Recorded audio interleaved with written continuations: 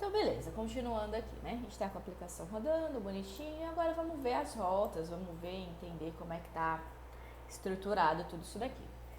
Então, o Pact.json, ele traz uma noção geral do que tem. Então, a gente tem todas as dependências aqui. Já já eu explico por que eu instalei aqui fiz um novo script aqui e por que eu acabei instalando o JSON Web Token, enfim. Tá, aqui a gente tem uma visão geral, né? A gente tem o Dockerfiler, a gente tem o Docker Compose, que é o que está rodando.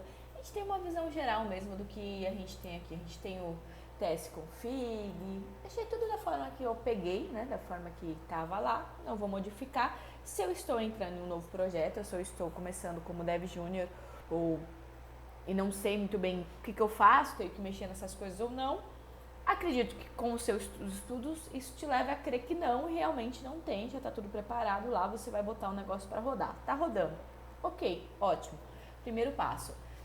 Aí, uma coisa que eu me deparo bastante, né, que às vezes as pessoas que não têm familiaridade com Node, ou que de repente é a primeira vez que vai entrar em um projeto, enfim, elas têm um pouquinho de dificuldade com as variáveis de ambiente. Normalmente vem ponto produção, ponto env, ponto desenvolvimento, ponto env. Nesse caso estava exemplo, ponto env. Nesse caso, isso aqui vai estar como se fosse um texto. E aí não vai funcionar. Então, a gente precisa ter um arquivo .env que vai ser todas as minhas variáveis de ambiente. Então, em um projeto Node, uma API Node, a gente precisa ter o .env. E aí, normalmente, você escolhe, você tem alguns exemplos ou não, ou de repente fica em um outro local, e aí você vai pegar essas variáveis de um outro local, vai pôr um .env aqui, vai criar suas variáveis de ambiente, mas isso aqui é indispensável, você precisa ter esse arquivo. Se você não tiver esse arquivo .env, suas variáveis de ambiente não roda. Então, esse é um ponto importante aí. Fora isso, eu dou uma olhadinha aqui, ó, e o que a gente tem? A gente tem uns testes, a gente tem o source, que é onde fica normalmente o coração aí da aplicação. A gente tem o Node Modules, que é quando a gente dá os npm install da vida, você sendo um Dev Junior provavelmente já conhece isso. Além de, a gente tem o Load Tests, né, então a gente tem um scriptzinho aqui para rodar os testes, algo assim. Nem entrei aqui também nesse mérito, também não vi o que estava aqui, mas enfim, coisa de testes. Beleza, a gente tem uma integração dos testes, então eu acho que ele fez algum tipo de script. A gente tem um dist, que é onde a gente faz o build ali de TypeScript para JavaScript. Quando a gente dá o npm um build, ele cria essa pastinha, então transpilando. Mas o coração, onde a gente vai mexer, o que de fato vai ter modificação, quando a gente vai testar as rotas ou não, vai ser nesse source. E aqui, quando a gente abre o source, a gente tem aqui os arquivos principais. Então, a gente tem o server, que me parece ser o coração da aplicação, é daqui onde sai tudo. E aí, aqui ele vem explicando, ó, se não for desenvolvimento, você usa um CCL, mas aqui se for um desenvolvimento, você não usa. Então, aqui, qual é a conexão, né? Como que ele faz a conexão com o banco de dados? A gente tem aqui um objetozinho. A gente tem alguns is aqui, se você for usar o Heroku, porque ele deixa tudo preparado para usar o Heroku, que não é o caso, eu vou rodar só localmente. Quando você entra em um projeto, normalmente isso já está configurado pela pessoal de DevOps ali, então isso já está criado, né? Isso já está pronto para rodar em outro local. Aqui está falando como é que acontece essa criação, essa conexão com o banco de dados. Então ele vem aqui, ó, usa tudo isso daí, faz a conexão com o banco de dados. Aí ele vem usando cores, né, que é bem importante para as APIs, o uso de cores, aí no Coco, que é, né, outro framework em Next, ou, enfim. E aí você, como Dev Júnior, já deve entender sobre isso. Se não entende, pesquise um pouco sobre cores. Mas enfim, ele usa cores, ele diz aqui qual que é o middleware que ele vai usar, que vai ser esse Winston aqui, que vai ser um logger. Ele faz um body parse ali, provavelmente se você é um Dev Júnior em Node, você usa o Express, ele é quando a gente faz o parseamento do body ali, quando a gente transforma, enfim. Ele está fazendo isso daqui. E aí a gente está fazendo aqui, ó, uma questão de rotas. E aí ele está me dizendo que no colo a gente tem que pôr esse routes aqui, né?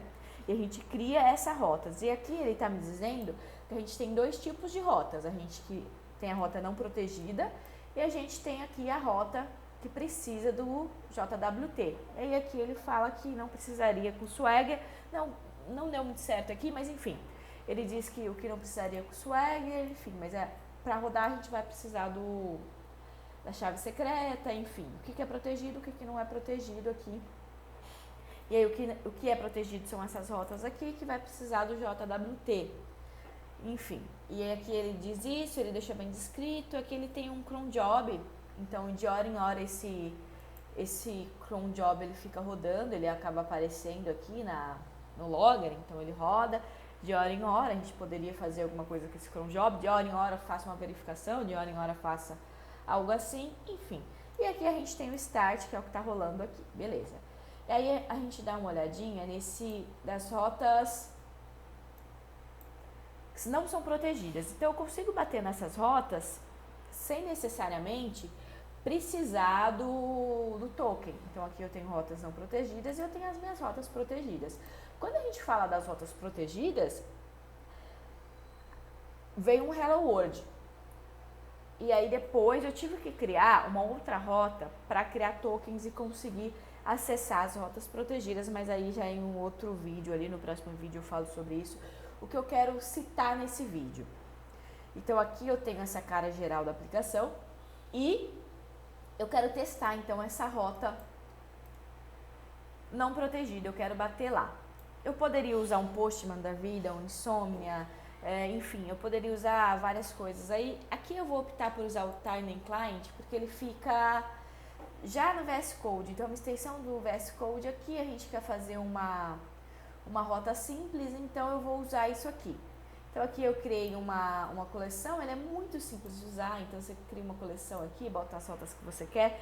Para esse vídeo, para não ficar mudando a tela, eu acho que a melhor coisa, a melhor ferramenta é Tiny Client, instalei, beleza. Eu tenho o COA aqui, e aí eu tenho algumas rotas que eu já estava usando. Eu vou duplicar essa read on aqui, e vou colocar aqui, que é uma nova, vou duplicar aqui, né, vou renomear, sei lá,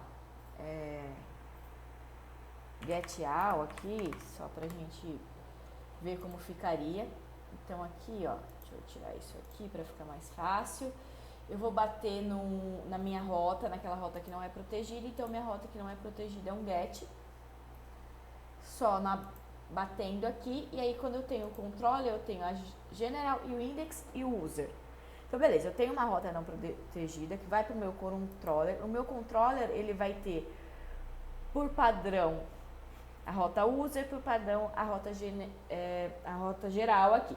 Quando a gente vem aqui, qual que é essa rota aqui que eu consigo bater e aí eu consigo pegar o que está aqui, que vai me retornar um hello world e tudo mais. Então ele está falando que a minha request é só um get sem nada. E aí ele faz uma descrição do que é essa rota e tudo mais, enfim. Beleza, então ele está me dizendo que se eu vier aqui e fizer isso aqui, eu não vou precisar de nenhuma autorização nem nada e ele vai me retornar um hello world. Beleza. Então funcionou. Então se eu bater aqui na minha rota, que é uma rota geral, e ela não é protegida, eu bato lá e ela vai me trazer o hello world. Então beleza, então eu entendi, eu tenho rotas protegidas, rotas que não são protegidas. Para minhas rotas protegidas eu tenho uma aqui que é o CRUD em si, né? Então eu tenho tudo aqui, o CRUD, tenho até uma rota de deletar os testes, e tem uma rota aqui de Swagger, que é uma documentação de API. Beleza, eu tenho um logger aqui, eu tenho o cron job, então o cron job ele não tem nada, mas foi um cron job que ele deixou pré-configurado, então de hora em hora ele fala executado o cron job. E aí, se eu precisasse de hora em hora executar alguma coisa, a gente escreve aqui dentro desse cron aqui. E aí, para quem não sabe, cron job é exatamente, a grosso modo, são trabalhos que acontecem em determinado tempo, em determinada ação ali, e que rodam determinado script, que rodam determinada função, enfim, aqui não tem nada configurado e ele vai rodar de hora em hora, só vai ir lá e aparecer para mim no console aqui. Ok. Outro ponto, a gente tem as entidades, então beleza, então as entidades que eu tenho aqui, que ele está usando o type ORM aqui, e aí ele cria um user, que vai ter um ID, vai ter um nome, vai ter um e-mail, ele põe algumas validações aqui, então o tamanho vai ter que ser 80, o tamanho que vai ter que ser 100, enfim, ele verifica se é um e-mail, faz algumas coisas aqui, ele usa um esquema, então o esquema que ele manda lá para o banco de dados é esse aqui, ele dá alguns exemplos, né? Então a gente tem isso aqui como entidade, a gente poderia criar outras entidades para o banco de dados, mas vamos trabalhar com o que ele mandou, a gente está partindo do pressuposto de que pegou essa API, a gente vai precisar aí criar coisas com ela. Então no próximo vídeo eu vou rodar de fato essas rotas protegidas e não protegidas e vou explicar como é que eu criei ali uma nova rota para pegar tokens, porque o que ele está falando no README aqui desses tokens padrões aqui não estava funcionando, então estava dando não autorizado e eu precisei criar uma rota para pegar token. Então, nos vemos no próximo vídeo.